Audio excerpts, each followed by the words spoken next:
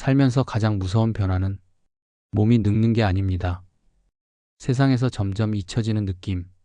그것이야말로 마음을 가장 깊게 흔드는 변화입니다. 예전엔 전화 한 통이면 반가워하던 사람들이 요즘은 내 연락을 받지 않아도 이상하지 않다고 생각합니다. 대화 속에서 내가 말할 틈은 점점 줄어들고 가끔은 내가 거실에 있어도 그저 배경처럼 느껴질 때가 있습니다. 젊을 땐 존재만으로도 중심에 있었던 것 같은데 지금은 그 중심에서 한 발씩 밀려나고 있다는 생각이 들기도 합니다. 그럴 때 마음속 깊은 곳에서 질문이 하나 떠오르죠. 나는 지금 존중받고 있는가? 존중은 단지 공손한 말투나 겉으로 보이는 예절에서만 오는 게 아닙니다. 존재 자체에 대한 인정. 내가 여기 있다는 사실을 잊지 않고 그 삶을 귀하게 여겨주는 것, 그게 바로 우리가 정말로 받고 싶은 존중 아닐까요? 오늘 이야기할 주제는 바로 존중받는 노년입니다. 행복하고 존중받는 삶을 만드는 변화. 그 변화는 생각보다 아주 작습니다. 하지만 실천은 결코 쉽지 않죠. 지금부터 그 작지만 중요한 변화의 실마리를 하나씩 함께 풀어보겠습니다. 첫 번째 이야기입니다. 왜 우리는 나이가 들수록 점점 존중받기 어려워지는 걸까요? 어느 날부터 내 목소리가 조금 작아졌다는 걸 느낍니다. 누가 시킨 것도 아닌데 말수가 줄고 눈치는 많아졌습니다. 사람들의 말에 맞장구만 치고 하고 싶은 말은 입안에서 돌다 다시 삼킵니다. 예전엔 자연스럽게 꺼냈던 이야기들이 지금은 어딘가 조심스러워집니다. 그 변화는 조용히 천천히 찾아왔습니다. 어떤 계기가 있었던 것도 아니고 누군가가 무례하게 군 것도 아니었습니다. 그저 주변에서 나를 중심에 놓지 않는 작은 순간들이 쌓여갔던 겁니다. 존중은 우리가 어떤 역할을 수행하느냐에 따라 따라옵니다. 젊은 시절엔 늘 누군가를 책임지고 어떤 집단에서든 의견을 낼 수 있는 위치에 있었습니다. 하지만 나이가 들수록 사회적 역할이 줄어듭니다. 직장은 떠났고 자녀는 자립했고 하루를 꽉 채우던 일정도 사라졌습니다. 주변은 그대로인데 내가 맡고 있던 자리는 조금씩 사라지고 존재감도 그 자리와 함께 희미해졌습니다. 예전엔 이건 내가 할게라는 말이 익숙했지만 지금은 그냥 가만히 계세요 라는 말을 더 자주 듣게 됩니다. 그 말 속에 담긴 배려를 알면서도 어딘가 모르게 마음 한구석이 쓰립니다. 존중은 이렇듯 말 한마디로 사라지는 것이 아니라 말하지 않아도 느껴지는 분위기 속에서 조금씩 멀어져 갑니다. 가족들 사이에서도 이 변화는 분명히 느껴집니다.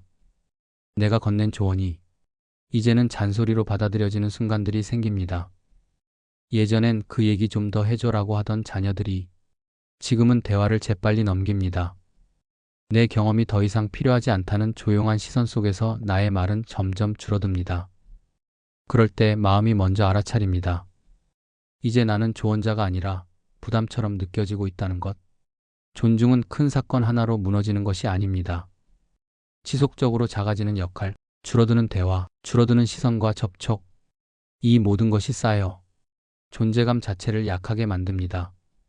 존재감이 줄어들면 그에 따라 나의 의지도 약해집니다. 이야기를 꺼내는 것조차 주저하게 되고 무엇을 결정하려는 마음도 줄어듭니다. 그 가운데 우리가 종종 하는 말이 있습니다. 애들이 바빠서 그렇지. 요즘 젊은 사람들하고는 대화가 잘 안 돼. 이제는 내가 나설 일이 아니야. 이 말들 속에는 어쩌면 스스로 자리를 내주려는 마음이 들어있을지 모릅니다. 우리는 그렇게 스스로 존중받을 기회를 줄입니다. 그리고 시간이 지나면 언젠가부터 주변도 그 자리에 아무도 앉히지 않습니다. 존중은 사라진 것이 아니라 우리 스스로 그 자리를 비운 것일지도 모릅니다. 존중은 잊혀지는 게 아니라 우리가 물러난 자리에서 멀어진다. 사람들은 아무 말 없이 멀어지고 우리는 어느새 침묵에 익숙해집니다. 누가 내 말을 무시했기 때문이 아니라 내가 점점 입을 닫았기 때문입니다. 그렇게 우리는 존중을 잃은 것이 아니라 존중을 받지 않기로 선택해온 시간들을 마주하게 됩니다. 하지만 여기서 중요한 건 존중은 다시 회복될 수 있다는 겁니다. 내가 다시 중심으로 돌아오겠다는 결심만 있다면 작은 말투 하나, 작은 표현 하나만으로도 다시 존중을 쌓아갈 수 있습니다. 나이는 존중을 멀게 하지 않습니다. 존중을 멀어지게 하는 건 그 자리를 지키지 않으려는 마음입니다. 존중은 나이와 상관없이 내가 나를 대하는 태도에서 다시 시작됩니다. 나이 든다는 건 존중을 요구할 수 없는 나이가 되는 것이 아닙니다. 오히려 존중의 자리를 스스로 다시 세워야 하는 시기에 우리가 도달했다는 뜻입니다. 그리고 이제부터는 그 존중을 어떻게 다시 세울 수 있을지 그 태도에 대한 두 번째 이야기로 들어갑니다. 존중은 누구나 바라는 감정이지만 가만히 있다고 주어지는 건 아닙니다. 어느 순간부터 존중은 받는 것이 아니라 스스로 선택하는 것이라는 사실을 몸으로 느끼게 됩니다. 많은 사람들이 말합니다. 나는 평생 착하게 살았고 남한테 폐 끼친 적도 없고 욕심 부려본 적도 없는데, 그런데 이상하게 그렇게 조용히 살아온 사람들이 노년의 외로움을 더 깊게 느끼는 경우가 많습니다. 왜일까요? 평생 배려하며 살아왔던 사람들은 자신도 자연스럽게 배려받게 되리라고 믿습니다. 하지만 현실은 그렇지 않습니다. 배려는 때때로 존재의 경계를 흐리게 만들고 나를 너무 작게 만들어버립니다. 스스로를 늘 뒷전으로 밀어두다 보면 나를 존중하는 법도, 남에게 나를 존중하라고 말하는 법도 잊게 됩니다. 그래서 때로는 좋은 사람이 아니라 나를 지키는 사람이 되어야 합니다. 나의 시간을 존중하고 나의 몸을 돌보고 나의 감정을 소중히 여기는 것, 그것이야말로 존중의 출발점입니다. 스스로를 존중하지 않으면서 타인에게 존중을 기대하는 건 텅 빈 그릇에 물을 따르라는 말과 같습니다. 왜 아무도 나를 존중해주지 않을까라는 생각이 들 때 먼저 돌아봐야 할 건 내가 나를 어떻게 대하고 있었는가입니다. 이건 결코 나를 탓하라는 이야기가 아닙니다. 수십 년을 가족과 사회를 위해 살아온 삶을 부정할 수는 없습니다. 하지만 이제는 그 모든 시간 뒤에 남은 나 자신이라는 존재를 다시 바라봐야 할 때입니다. 존중은 누가 주는 선물이 아닙니다. 기대할수록 실망이 따르고 바랄수록 멀어질 수도 있습니다. 존중은 내가 나를 지켜내는 순간, 내가 내 삶의 주인이라는 것을 잊지 않는 순간에 조용히 자라납니다. 나는 어떤 사람으로 남고 싶은가? 내가 살아온 시간을 어떻게 기억하고 싶은가? 이 물음에 스스로 답하는 태도, 그것이야말로 남의 시선과 상관없이 스스로를 존중하는 길입니다. 삶이란 참 묘한 것입니다. 오래 살수록 사람은 더 부드러워지는 줄 알았는데 오히려 더 단단해져야 하는 시기가 노년입니다. 내가 나를 지켜내야 누군가와의 관계에서도 경계가 생기고 그 경계 안에서 진짜 존중이 자라납니다. 지금 필요한 것은 누군가 나를 알아봐 주기를 바라는 마음이 아니라 내가 나를 더 이상 놓지 않겠다는 다짐입니다. 이제는 선택해야 합니다. 남에게 잘 보이기 위해 사는 삶이 아니라 내가 나를 위해 살아가는 삶을. 그 선택이 쌓여서 존중은 다시 내 삶에 찾아옵니다. 조용하지만 단단한 방식으로 존중은 기대하는 감정이 아니라 선택하는 태도입니다.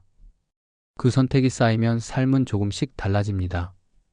그리고 그런 삶의 방향을 오랜 세월 고민하며 살아온 사람이 있습니다. 이제 세 번째 이야기로 넘어갑니다. 100세를 살아낸 철학자 김영석 교수의 이야기입니다. 김영석 교수는 100세를 넘긴 지금도 글을 쓰고 강연을 이어가는 철학자이자 수필가입니다. 한 세기를 살아낸 그의 이야기는 단지 오래 살아온 사람의 회고가 아니라 삶에 대한 깊은 통찰이 담긴 살아있는 지혜입니다. 그는 젊은 날부터 어떻게 나이 들 것인가에 대해 고민했고 노년에 이르러서는 행복과 존엄, 관계에 대해 가장 단단한 목소리로 답을 주고 있습니다. 그가 말합니다. 행복은 사람마다 다르며 그 누구도 똑같은 행복을 살 수는 없다고요. 그리고 그 말은 노년을 살아가는 우리에게 아주 중요한 힌트를 줍니다. 우리는 종종 젊을 때의 기준으로 행복을 정의합니다. 사람들 사이에서 인정받는 일, 사회에서의 역할, 성과를 통한 자존감, 이런 것들이 내게 가치 있다고 믿어왔고 그 기준이 사라진 지금 나는 행복하지 않다고 느끼게 됩니다. 하지만 김영석 교수는 그 행복의 기준을 바꾸어야 한다고 말합니다. 젊은 시절의 행복은 남과의 관계 속에서 얻어지는 것이 많았지만 노년의 행복은 나와의 관계에서 시작된다는 겁니다. 한 노인이 있었습니다. 젊은 시절엔 번듯한 직장에서 일했고 늘 사람들로부터 존경을 받았습니다. 하지만 은퇴 후에는 만날 사람이 줄고 가끔은 하루 종일 말 한마디 없이 시간을 보내기도 했습니다. 그는 처음엔 외로움을 견디기 어려웠습니다. 존재의 의미가 사라지는 것 같았고 자신이 쓸모없는 사람처럼 느껴졌기 때문입니다. 하지만 그는 어느 날 자신이 혼자라는 사실을 인정하기로 마음먹었습니다. 그리고 그 시간 속에 의미를 부여하기 시작했습니다. 매일 같은 시간에 산책을 나가고 자신이 직접 기른 식물에 물을 주며 작은 생명을 돌보는 기쁨을 느꼈습니다. 하루 중 가장 좋아하는 시간은 해가 지기 직전 거실에 앉아 조용히 라디오를 듣는 순간이었습니다. 그는 말했습니다. 예전에는 다른 사람이 나를 필요로 해야 행복한 줄 알았는데 지금은 내가 나 자신을 돌보고 있다는 게 더 감사한 일이 되었어요. 또 다른 어르신은 자녀들이 모두 분가한 후 깊은 외로움을 겪었습니다. 식사도 대충 때우고 TV를 켜놓고 자는 게 일상이었습니다. 하지만 어느 날 김영석 교수의 글을 읽고 결심했다고 합니다. 지금 내가 누군가에게 존중받지 못한다고 느낀다면 내가 나를 먼저 존중하지 않았기 때문일 수도 있다. 그날부터 그는 아침이면 옷을 갖춰 입고 동네 도서관에 나갔습니다. 책을 읽고 메모하고 집에 돌아와서는 자신만의 노트를 정리했습니다. 누가 보기에 특별한 일은 아니었지만 그는 스스로에게 말했습니다. 나는 지금 의미 있는 하루를 살아내고 있다. 이 두 사례의 공통점은 누구도 삶의 조건이 극적으로 좋아진 건 아니란 겁니다. 오히려 평범한 일상 속에서 자신의 시선을 바꾸었을 뿐입니다. 그리고 그 시선의 전환이 삶의 온도를 바꿨습니다. 김영석 교수는 같은 상황이라도 사람마다 다르게 반응한다고 말합니다. 외로운 시간이 주어졌을 때 누군가는 그 시간을 견디기 힘들어하고 누군가는 그 안에서 평온함을 발견합니다. 그 차이는 조건이 아니라 생각의 방향, 태도의 선택입니다. 노년이란 모든 것을 다 갖추는 시기가 아닙니다. 오히려 불필요한 것들이 하나둘씩 떨어져 나가고 내게 정말 중요한 것이 선명해지는 시기입니다. 사람들의 관심, 사회적 역할, 가족 내의 중심 같은 것들이 점점 멀어질 수는 있어도 그 안에서 내면을 돌아볼 수 있다면 그 시간은 결코 쓸쓸한 것만은 아닙니다. 진짜로 외로운 건 누군가가 내 곁에 없어서가 아니라 내가 나와 연결되어 있지 않을 때입니다. 외적인 존재가 아니라 내적인 기준이 약해졌을 때 삶은 방향을 잃고 무거워집니다. 노년기에 우리가 마주하는 혼자만의 시간, 그건 단절이 아니라 성찰의 시간입니다. 그리고 그 안에서 우리는 진짜 존중의 의미를 찾게 됩니다. 젊은 날의 기준으로 지금을 평가하지 마세요. 행복이란 원래부터 사람마다 다른 것이니까요. 그리고 지금 이 순간 내가 나에게 기울이는 존중이 곧 삶의 품격이 됩니다.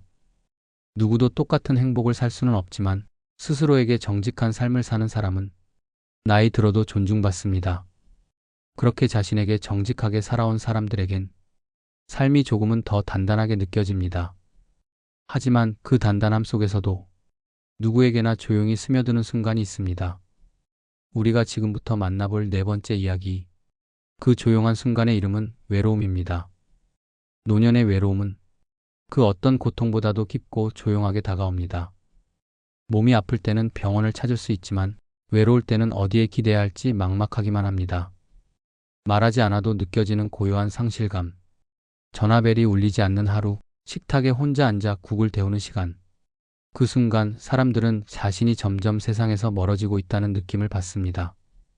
하지만 그 외로움을 고요함과 평온으로 바꾸어 살아가는 사람들이 있습니다. 그들은 특별히 더 강한 사람도 아니고 누군가의 큰 도움을 받은 것도 아닙니다.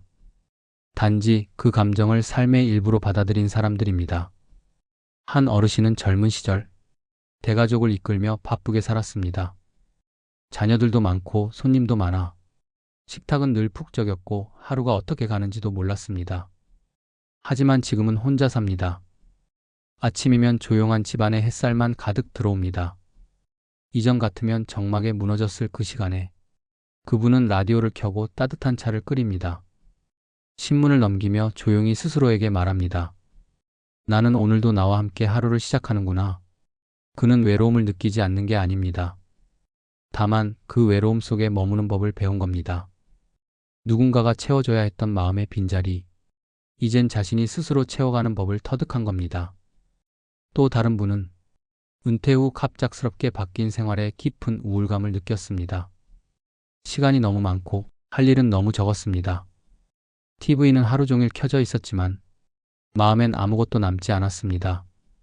그러다 어느 날 버스 창밖을 보며 문득 이런 생각이 들었다고 합니다. 나는 매일 똑같은 하루를 보내고 있지만 세상은 이렇게 다양하게 움직이고 있구나. 그날 이후 그는 동네 도서관을 찾기 시작했습니다. 주말이면 시내에 나가 박물관을 들르고 조용한 찻집에서 책을 읽으며 혼자 있는 시간을 고립이 아닌 고요로 전환하기 시작했습니다. 처음엔 어색했지만 점점 마음이 단단해졌습니다. 그는 이렇게 말했습니다. 젊을 땐 누군가 곁에 있어야 안심됐는데 지금은 혼자 있는 이 시간이 더 나를 믿게 해줘요. 이 두 사람의 공통점은 외로움을 없애려고 하지 않았다는 데 있습니다. 외로움을 없애려고 하면 자꾸 누군가를 찾게 되고 비어있는 자리를 억지로 채우려다 오히려 더 깊은 고독에 빠지게 됩니다. 그들은 그 감정을 그대로 바라보고 그 속에서 나 자신을 마주보는 연습을 했습니다. 외로움은 결핍이 아닙니다. 때로는 내면을 정리하는 가장 고요한 시간입니다. 하루에 한 번 마음을 바라보는 시간이 있는 사람은 혼자 있어도 무너지지 않습니다. 노년의 외로움을 견디는 사람들은 남들보다 강해서가 아니라 스스로를 지탱하는 법을 배운 사람들입니다. 조금은 느리고 조금은 서툴러도 매일 하루 한 장의 일기를 쓰는 사람, 아무 약속 없이도 옷을 차려입고 산책을 나가는 사람, 식탁 위에 꽃 한 송이를 두고 조용히 밥을 먹는 사람. 그런 삶을 사는 사람들은 혼자이지만 결코 비어있지 않습니다. 삶은 늘 함께할 누군가가 필요한 것 같지만 결국 마지막까지 나와 함께 남는 건 나 자신입니다. 그 존재를 소중히 여기는 사람만이 외로움을 고요함으로 바꿀 수 있고 그 고요함 안에서 자신을 존중하는 태도를 다시 세울 수 있습니다. 외롭다고 느낄 때 그 감정을 부정하지 마세요. 그건 지금 내가 나를 만나고 있다는 신호입니다. 그 시간을 견뎌낸 사람은 혼자가 무섭지 않고 혼자서도 당당합니다. 그 당당함은 곧 존중으로 이어집니다. 자신을 지킨 사람에게는 세상도 조심스레 다가옵니다. 5번째 이야기입니다. 이제 그 존중을 내 안에서 만들어가는 방법을 나눠보겠습니다. 나이가 들수록 존중은 남이 주는 것이 아니라 내 안에서 만들어가는 것입니다. 그 중심에는 내면의 존엄을 지키려는 태도가 있습니다. 존엄은 거창한 말이 아닙니다. 남에게 과시할 것도 아니고 누가 대신 확인해 줄 수 있는 것도 아닙니다. 그건 오직 내가 나를 어떻게 대하고 있는지에서 비롯됩니다. 한 어르신이 이런 말을 했습니다. 젊을 땐 자존심이 존엄인 줄 알았는데 이젠 알아요. 존엄은 남보다 나를 먼저 존중하는 거예요. 자존심은 보일 수 있지만 존엄은 보여주지 않아도 느껴지는 것입니다. 그리고 그 존엄은 작은 일상 속에서 만들어집니다. 누군가 말투가 험해졌을 때 같이 목소리를 높이는 대신 조용하게 선을 지킬 수 있는 사람. 그런 사람은 존중받을 수밖에 없습니다. 상대가 무례하게 굴 때 억지로 웃거나 피하지 않고 정중하게 그건 아니라고 생각한다고 말할 수 있는 용기. 그 한마디가 존엄을 지키는 문장이 됩니다. 존엄은 거절에서 시작될 때도 있습니다. 하고 싶지 않은 부탁에 억지로 끌려가지 않고 내 시간을 지키는 선택을 할 수 있는 사람. 그 사람의 하루는 비록 바쁘지 않더라도 의미 있게 흐릅니다. 존엄을 지키는 사람은 작은 행동 하나하나에서 다르게 보입니다. 말투는 조급하지 않고 걸음은 서두르지 않으며 눈빛은 상대를 뚫어보지 않고 마음을 바라보려 합니다.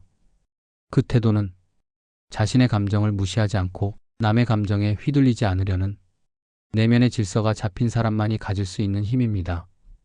살면서 가장 지키기 어려운 건 남의 말이 아니라 내 마음의 중심입니다. 내가 내 감정을 존중하면 상대의 감정도 더 쉽게 이해할 수 있습니다. 그리고 그 이해 속에서 관계는 부드러워지고 존중은 다시 흐르기 시작합니다. 한 어르신은 말했습니다. 나이 들어 가장 좋은 건 이제는 불필요한 감정에 휘둘리지 않는다는 거예요. 감정에 휘둘리지 않는다는 건 무덤덤해졌다는 뜻이 아닙니다. 오히려 그 감정을 스스로 다룰 줄 아는 힘이 생겼다는 의미입니다. 그 힘은 하루아침에 생기지 않습니다. 매일 스스로를 대하는 말, 결정 앞에서의 태도, 작은 선택 하나하나가 존엄을 세우는 연습입니다. 내면의 존엄은 내가 나를 대하는 방식에서 시작됩니다. 그리고 그것은 남이 나를 대하는 방식에 그대로 반영됩니다. 그 존엄은 결국 말투와 태도, 그리고 살아가는 방식에서 드러납니다. 이제 그 여섯 번째 이야기를 해보려 합니다. 존중은 그 사람이 가진 지위나 나이에서 오는 것이 아닙니다. 그 사람이 가진 말투, 태도, 그리고 일상의 방식에서 자연스럽게 느껴지는 것입니다. 어떤 사람은 말 한마디 없이 조용히 앉아 있어도 존중하게 되는 느낌이 있습니다. 그건 단지 그 사람의 나이 때문이 아닙니다. 그가 살아온 시간 속에서 다져진 태도 때문입니다. 존중받는 노인은 결코 자신을 내세우지 않습니다. 하지만 자신을 작게 만들지도 않습니다. 언제나 자신의 자리를 알고 상대의 경계도 존중할 줄 압니다. 말을 많이 하기보다 필요할 때 꼭 필요한 말만 건넵니다. 그리고 그 말에는 경험에서 우러난 지혜와 상대를 향한 따뜻함이 담겨 있습니다. 존중받는 사람은 무엇보다도 말투가 다릅니다. 자신의 감정을 강요하지 않고 상대방을 평가하지 않으며 조언을 건넬 때도 이야기를 전제로 풀어갑니다. 내가 옛날에 이런 걸 겪었는데 말이지. 그때 내가 이걸 조금만 더 일찍 알았으면 좋았을 텐데.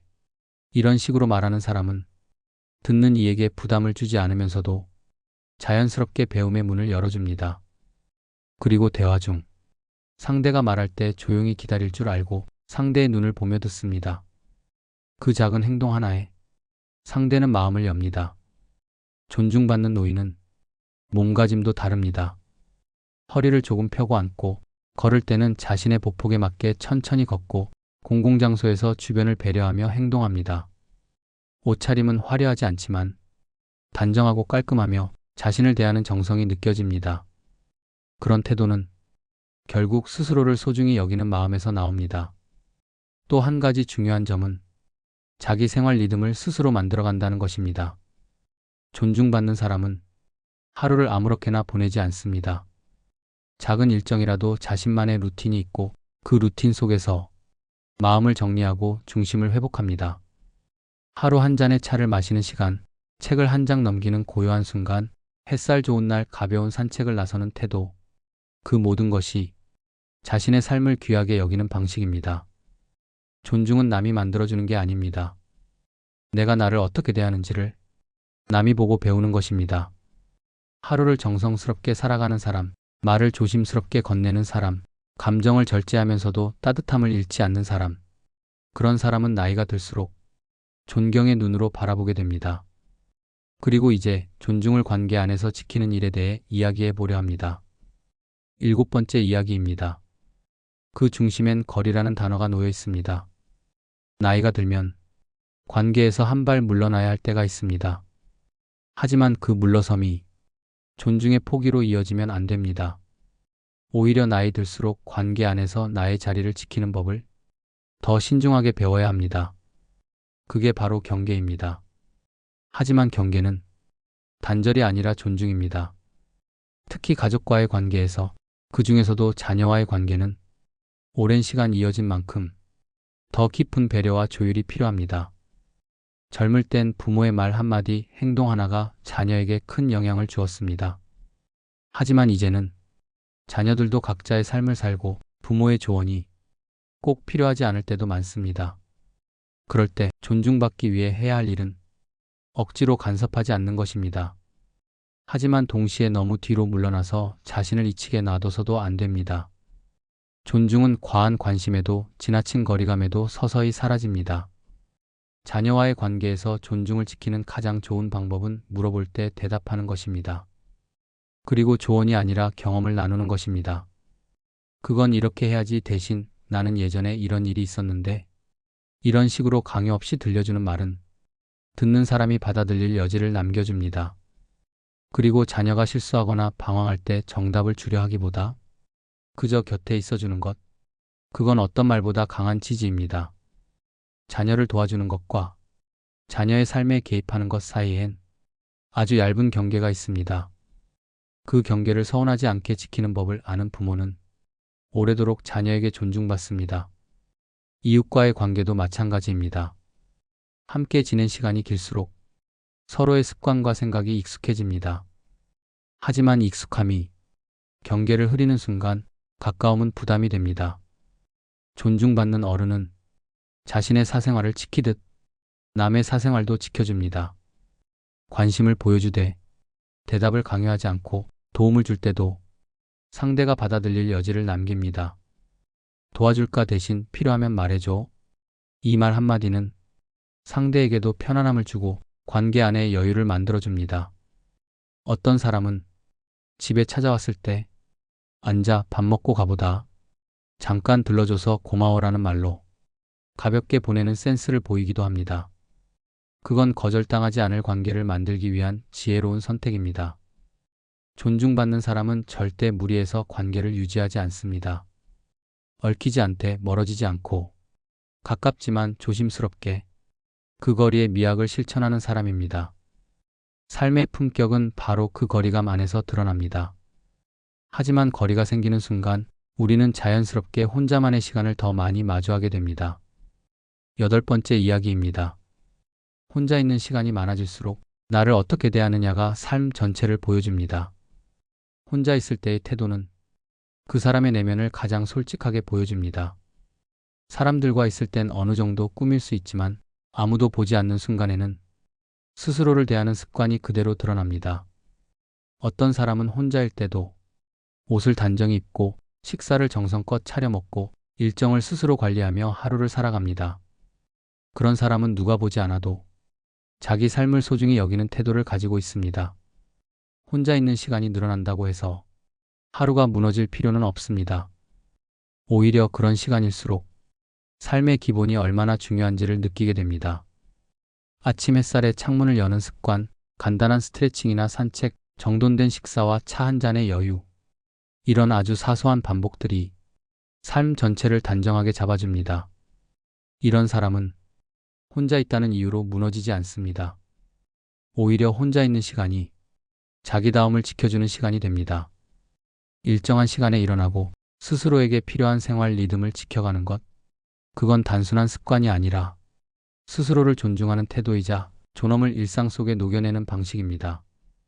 또 어떤 사람은 기록하는 습관을 가지고 있습니다. 그날 본 것, 느낀 것, 감사한 것 하나를 써내려갑니다. 이런 기록은 단지 메모가 아니라 나를 돌아보고 정리하는 도구가 됩니다. 그리고 그 태도는 하루를 대하는 마음을 차분하게 만들어줍니다.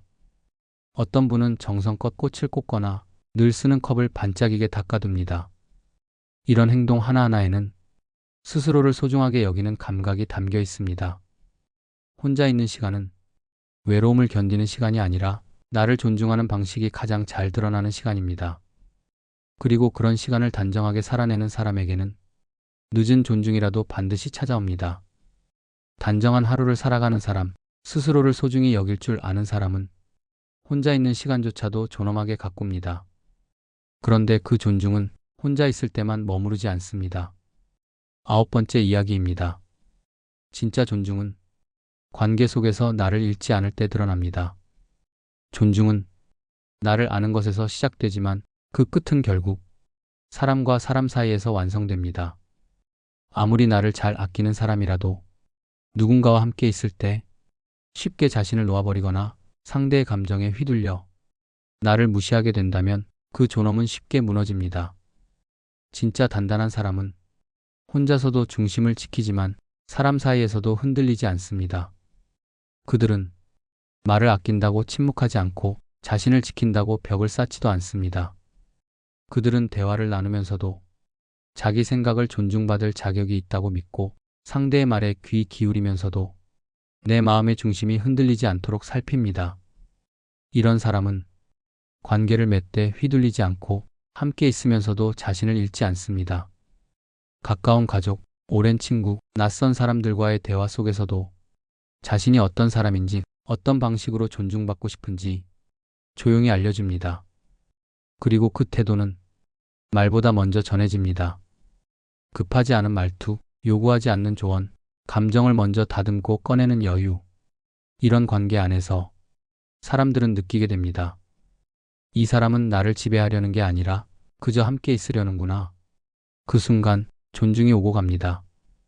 가장 가까운 사람일수록 지켜야 할 선이 있다는 걸 알고 상대의 감정에 끌려가면서도 내 마음의 질서를 무너뜨리지 않는 사람. 그런 사람은 시간이 갈수록 더 귀하게 느껴지고 어떤 자리에서도 자연스럽게 존중을 받게 됩니다. 함께 있는 사람과의 관계 속에서도 자신을 잃지 않는 태도, 그 중심엔 말이 있습니다. 10번째 이야기입니다. 존중받는 어른은 결국 말에서 품격이 드러납니다. 말은 사람의 생각을 담는 그릇입니다. 특히 나이가 들수록 우리가 세상을 바라보는 태도는 그대로 말투와 표현에서 드러납니다. 지금까지 쌓아온 인생의 깊이, 사람을 대하는 자세, 자신을 다듬어온 방식은 결국 어떤 말로 사람을 대하는가에서 분명히 보입니다.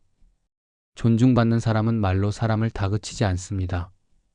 말로 상대를 휘감거나 가르치려 하지 않습니다. 대신 짧지만 따뜻한 말로 관계의 온도를 지켜냅니다. 잘 있었어? 오늘도 고생했네. 내 생각 들으니 내가 다시 배우네. 이런 말은 짧지만 마음의 여운을 남깁니다. 반면 존중받기 어려운 말들은 나도 모르게 습관처럼 튀어나옵니다. 그 나이 먹도록 그것도 몰라? 내가 해봐서 아는데 그건 안 돼. 그래서 내가 뭐랬니? 이 말들은 상대를 깎아내리고 내 경험만을 앞세우는 방식입니다.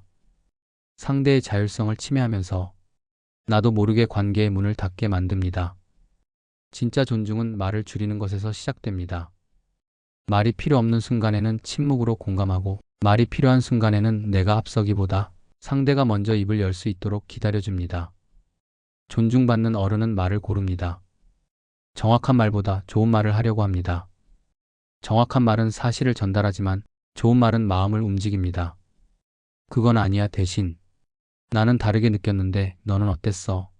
그렇게 하면 안 돼 대신. 나는 그럴 때 이렇게 해봤더니 좀 낫더라고. 이런 표현의 차이가 상대를 대하는 태도의 차이입니다. 말투도 중요합니다. 같은 내용이라도 말투 하나로 존중이 되고 말투 하나로 상처가 됩니다. 그래, 잘했어를 한 번은 칭찬으로, 한 번은 비아냥으로 들을 수도 있는 이유는 그 말투 속에 있는 마음 때문입니다. 존중받는 말에는 여유가 담겨 있습니다. 서두르지 않고 상대를 다그치지 않습니다. 자신의 감정을 상대에게 바로 흘려보내지 않습니다. 노년이 되면 힘보다 언어가 더 많은 것을 말해줍니다. 자녀와의 관계, 이웃과의 관계, 동년 배와의 대화 속에서도 우리는 말로 우리를 소개하고 말로 존중받고 말로 외면당하기도 합니다. 때로는 말보다 말하지 않는 선택이 더 큰 존중이 됩니다. 상대가 이미 후회하고 있는 상황에서 내가 뭐랬니? 하는 말보다 힘들었겠다는 한마디가 수십 배의 위로가 됩니다. 어떤 말은 짧지만 오랫동안 남습니다. 늘 당신 생각했어요. 그 얘기 나한텐 참 귀했어. 다시 들어도 좋네요. 이런 말들은 우리가 그 사람을 어떻게 바라보는지를 고요하지만 진하게 전해줍니다. 나이 들수록 말의 무게는 커지고 말의 결은 곧 우리의 품격이 됩니다. 그 사람의 하루, 그 사람의 기억, 그 사람의 인간관계 안에 내 말이 어떤 모습으로 남을지 생각해 보세요. 존중은 말에서 피어나고 말에서 지켜지며 말에서 자라납니다. 이제 나를 존중하는 마음으로 내 말도 존중해 주세요. 그 말들이 당신을 존중받는 사람으로 만들어줍니다. 지금까지 10가지 이야기를 따라와 주셔서 감사합니다. 이제 마지막 이야기입니다. 존중은 기억 속에 머무는 게 아니라 지금 이 순간을 살아가는 방식 속에서 다시 만들어집니다. 11번째 이야기입니다. 존중을 다시 불러오는 삶의 리듬 만들기. 존중은 단순히 생각이나 태도로만 만들어지지 않습니다. 그건 반복되는 일상, 하루의 구조, 내가 나를 대하는 방식이 쌓이면서 조용히 형성되는 삶의 결입니다. 그래서 마지막 이야기에서는 삶의 존중이 스며드는 생활의 리듬에 대해 이야기하려 합니다. 하루의 시작을 어떻게 여는가? 아무도 보지 않는 시간에 나는 나를 어떻게 대하는가? 이 리듬이 결국 나라는 사람을 만들어냅니다. 존중받는 사람들은 크게 특별한 행동을 하진 않습니다. 하지만 공통적으로 자신의 시간을 소홀히 다루지 않습니다. 아침 햇살에 침구를 정리하고 머그잔 하나를 천천히 씻어두고 잠들기 전 창문을 한번 열어 밤 공기를 느껴보는 것. 이런 작고 사소한 움직임 하나하나가 나를 정성스럽게 대하는 시간을 만들어줍니다. 나이가 들수록 시간은 많아지고 그만큼 하루를 흘려보내기 쉬워집니다. 하지만 그 시간 속에 작은 리듬을 세워두면 삶은 다시 흐트러지지 않기 시작합니다. 식사 시간만큼은 자리를 차리고 앉아 스스로에게 수고했다는 마음으로 숟가락을 든다면 그건 혼자라도 결코 허전하지 않은 식사입니다. 이런 작은 실천이 쌓이면 그 사람의 하루는 단정해지고 삶에는 고요한 품격이 생깁니다. 또한 말의 리듬도 중요합니다. 감정이 올라왔을 때 곧장 말을 꺼내기보다 한번 멈춰서 말의 온도를 가다듬는 습관. 이건 누군가에게 존중받기 위해서가 아니라 나 자신을 존중하는 방식입니다. 존중받는 사람은 자신의 마음을 쉽게 흘려보내지 않습니다.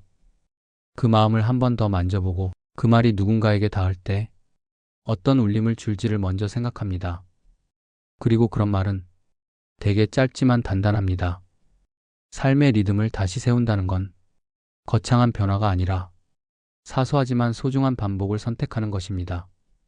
아무도 보지 않는 순간에도 자신을 함부로 대하지 않고 누가 신경 쓰지 않아도 스스로에게 부끄럽지 않게 하루를 정리하는 것. 그런 리듬을 가진 사람은 오래도록 신뢰받고 오래도록 존중받습니다. 지금 내가 하루를 어떻게 쓰고 있는지 잠시 돌아보세요. 하루의 시작과 끝을 내가 지키고 있는지, 내 말투와 표정, 내 선택 하나하나에 존중이 깃들고 있는지, 그 질문에 조용히 고개를 끄덕일 수 있다면 당신의 삶에는 이미 존중이 다시 피어나고 있는 겁니다. 그리고 그 리듬이 쌓일수록 당신은 다시 존중받는 사람으로 자리 잡게 될 것입니다. 우리는 오늘 존중받는 노년을 위한 11가지 이야기를 나눴습니다. 나이 들수록 존중이 멀어지는 이유부터 존중은 기대가 아닌 선택이라는 마음가짐까지 김영석 교수의 삶을 통해 생각이 바뀌면 인생이 달라진다는 걸 느꼈고 외로움을 견디는 단단한 사람들의 이야기도 나눴죠.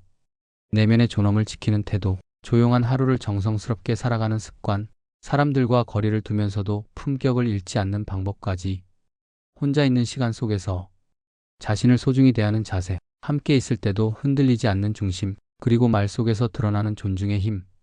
마지막으로 삶의 리듬을 바꿔 존중을 다시 불러오는 법까지 함께 생각해 봤습니다. 이 모든 이야기는 결국 하나로 이어집니다. 나를 존중하는 사람이 결국 존중받는 사람이다. 당신의 오늘이 조금 더 단정해지고 당신의 내일이 조금 더 당당해지길 바랍니다. 존중은 지금 이 순간 당신 안에서 다시 시작될 수 있습니다. 결국 노년에 존중받고 싶다면 나를 대하는 방식을 바꿔야 합니다. 영상이 마음에 남으셨다면 구독과 좋아요로 함께 해주세요. 당신의 하루의 작은 울림이 되었기를 바랍니다.